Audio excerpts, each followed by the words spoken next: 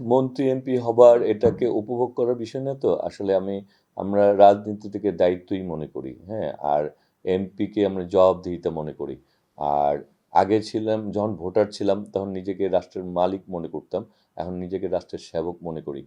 এখন ভোটারদের কাছে আমার জবাবদিহিতা আছে, রাষ্ট্রের জনগণের কাছে আমাদের জবাবদিহিতা রয়েছে।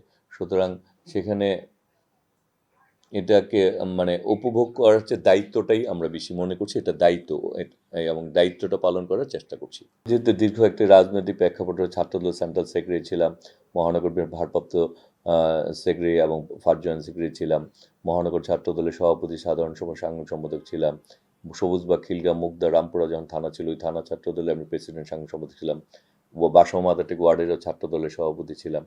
হ্যাঁ, দীর্ঘ এবং দল যখন একটা সিদ্ধান্ত, আমি দলের কোনো পর্যায়ে কোনো নেতার কাছে কোনো দিন যাই নাই যে আমাকে নির্বাচনে প্রার্থী করা হোক।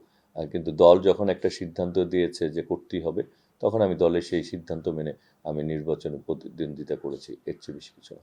এবং এখন দল আবার দায়িত্ব দিয়েছে, দায়িত্ব পালন করার চেষ্টা করছি।